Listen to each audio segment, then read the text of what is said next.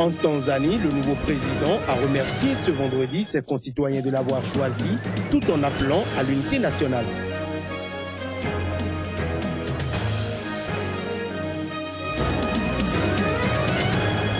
Au Congo, la manifestation des opposants à la victoire du oui au référendum prévue pour vendredi a été annulée.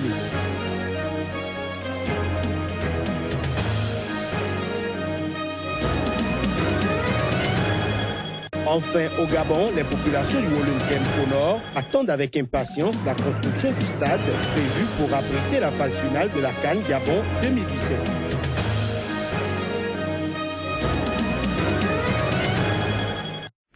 C'était là le sommaire de cette nouvelle session d'information sur Sika. Mesdames, Messieurs, bonsoir. En Tanzanie, le nouveau président John Pombe Magufuli a remercié ce vendredi ses concitoyens de l'avoir choisi et appelé à l'unité nationale, alors que le résultat des élections est toujours contesté par l'opposition. Candidat du parti Chama Cha Mapinduzi, CCM au pouvoir, John Pombe Magufuli a obtenu 58,46% des voix et largement devancé son principal rival, Edward Lowassa, 39,97%, membre du Tchadema, Parti pour la démocratie et le développement, le premier parti d'opposition, selon des chiffres du scrutin de dimanche dernier communiqués par la Commission électorale nationale. Conformément à la Constitution, le président Jakaya Kikwete ne s'est pas présenté à l'issue de son second mandat. Il s'est dit heureux vendredi de quitter ses fonctions. Et puis pour les dirigeants du CCM, la réaction de Edward Lowassa et de ses partisans est inconsidérée et illégale. Pendant ce temps, sur l'île semi-autonome de Zanzibar, on est toujours dans le flou. Je vous propose ici un extrait de propos. Les résultats ont été annoncés en Tanzanie et Magufuli a gagné, donc on n'a pas grand-chose à dire là-dessus. La Tanzanie appartient aux Tanzaniens. On s'inquiète pour Zanzibar. Nous voulons que les résultats de Zanzibar soient annoncés. Jusqu'à présent, les résultats n'ont pas été annoncés et ils ont dit que les résultats ont été annulés. Pourquoi les résultats devraient être annulés? The campaign was very highly contested. La campagne a été très contestée et nous comprenons que c'est une lourde responsabilité, que les Tanzaniens nous ont envoyé un message qu'il faut faire mieux. Et nous félicitons nos adversaires d'avoir mené cette campagne extrêmement dure.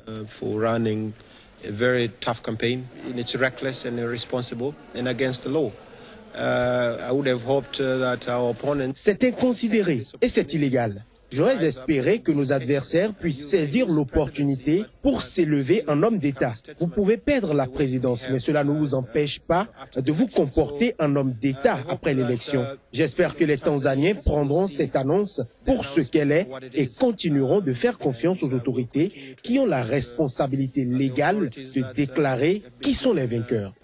Legal responsibility to declare winners.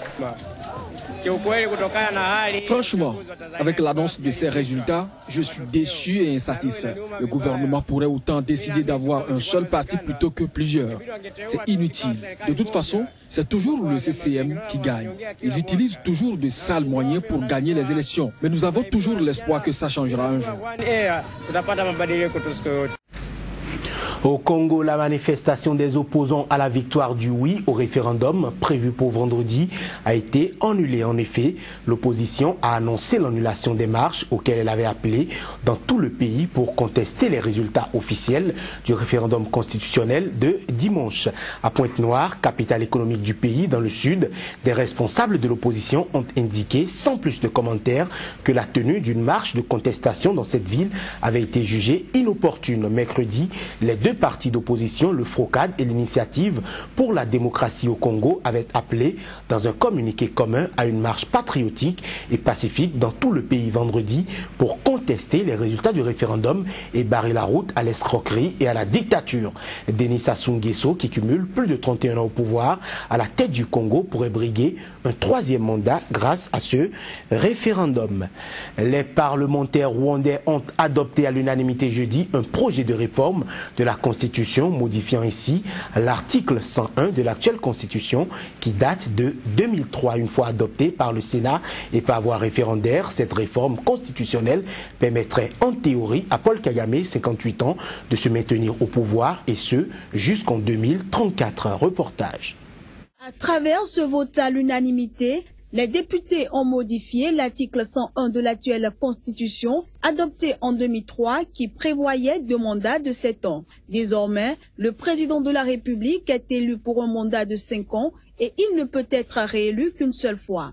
Mais l'article 172 apporte une nuance de taille permettant au président Paul Kagame, comme à tout autre candidat, d'être réélu en 2017 pour un mandat de 7 ans, puis par la suite de briguer les 2 mandats de 5 ans prévus par la Constitution révisée. Dans l'article 172, on a mentionné nulle part le président Kagame. C'est tout président qui sera élu après 2017 aura un mandat de 7 ans. L'article 172 est bien clair, c'est que après le mandat, après 2017, tout président qui sera élu pour un autre mandat de 7 ans. Donc, il peut être réélu selon ce que prévoit l'article 101.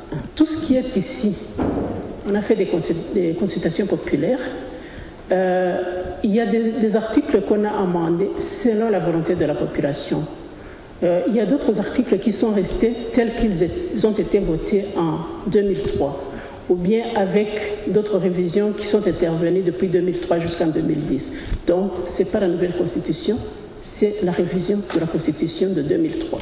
Seule la formation politique du pays à s'opposer à un 3e mandat de Paul Kagame, le petit parti démocratique vert a vu sa requête rejetée début octobre par la Cour suprême qui a estimé qu'aucun article de la Constitution n'était immuable. Le parti a estimé que la réforme votée par les députés contredisait l'esprit de la Constitution et a appelé le Sénat à modifier le texte avant qu'il ne soit soumis à référendum. De son côté, Paul Kagame, 58 ans, homme fort du pays depuis 1994, a affirmé à plusieurs reprises ces derniers mois qu'il ne briguerait un 3e mandat que s'il était plébiscité par son peuple. En République centrafricaine, 4 morts et une vingtaine de blessés ce jeudi dans des violences à Bangui. C'était à l'issue de représailles et des tirs nourris menés par des musulmans. Une situation due à la découverte des corps de 2 musulmans dans des quartiers majoritairement chrétiens de la capitale. Plusieurs centaines d'habitants ont fui leur foyer pour se réfugier dans l'église Notre-Dame de Fatima que les musulmans ont tenté d'attaquer avant d'être repoussés par la force onusienne MINUSCA. À la suite de ces violences et des critiques qu'elles ont entraînées au Parlement provisoire, la présidente centrafricaine a annoncé que les ministres de la Défense et de la Sécurité publique avaient été limogés lors d'un remaniement. Direction le Burkina Faso, l'affaire a défrayé la chronique. L'on se rappelle que l'Union pour le progrès et le changement faisait cas de confection de fausses cartes d'électeurs dans le cadre des prochaines élections dans le pays. La justice burkinabé, saisie par cette affaire, a mené des investigations. La procureure du tribunal de grande instance de Ouagadougou était face à la presse ce jeudi après-midi.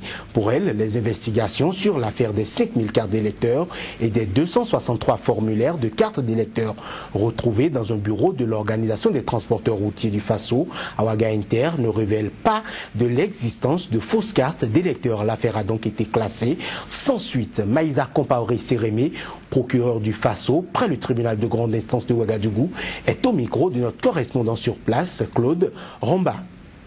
L'exploitation des procès-verbaux de la police et de la gendarmerie, en sus des réquisitions adressées à la direction des transmissions et de l'information de la direction générale de la police nationale et la CENI, n'ont pas permis à mon parquet de conclure à une qualification pénale. Aucune fausse carte d'électeur n'a été saisie par le commissariat de police de Ouagadougou. Les formulaires de carte d'électeur retrouvés dans le bureau de l'OTRAF appartiennent à la CENI et ont été certainement oubliés par des agents recenseurs lors des enrôlements biométriques. Ainsi, mon parquet, après l'examen minutieux de toutes les pièces du dossier, a décidé de classer le dossier sans suite pour absence d'infraction.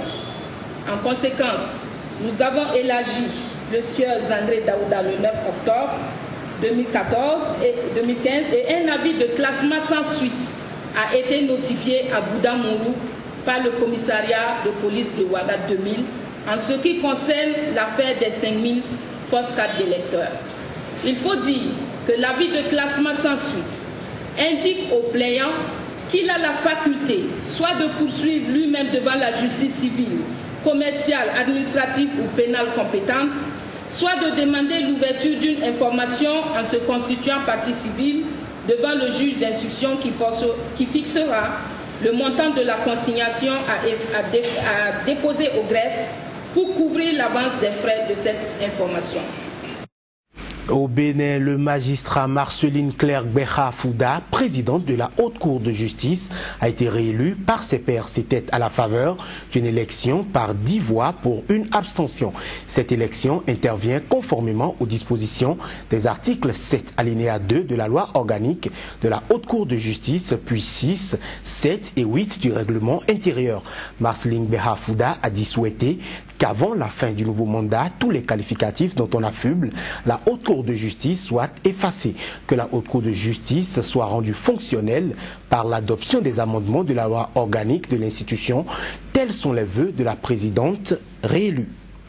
Au Gabon, les populations de la province du Woluntem au nord attendent avec impatience la construction du stade de Yem. Cette infrastructure sportive accueillera la phase finale de la Coupe d'Afrique des Nations, édition 2017. Avant le démarrage effectif des travaux, l'entreprise chinoise adjudicataire des marchés des travaux était sur les lieux. Paul Avugundila a rencontré les populations bénéficiaires.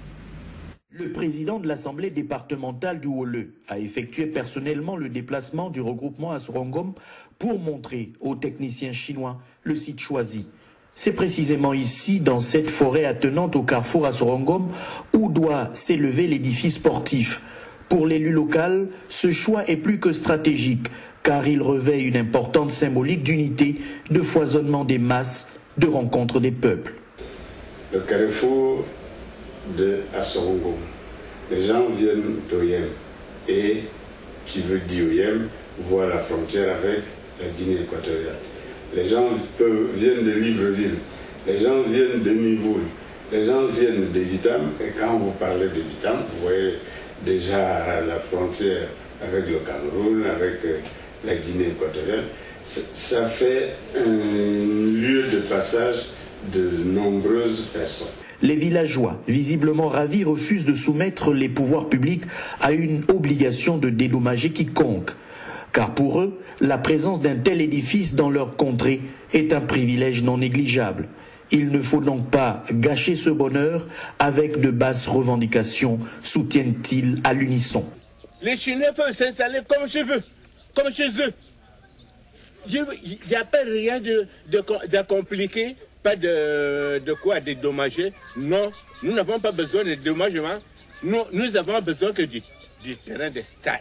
Au terme des études d'impact, les travaux de terrassement ont démarré et s'achèvent progressivement à l'intérieur du site. L'étape de la construction va donc bientôt démarrer au bonheur des populations qui y voient déjà, à juste titre d'ailleurs, une opportunité de développement de leur terreau. Ce sera tout pour cette édition. Merci de nous avoir suivis. Agréable fin de soirée à chacun et à tous.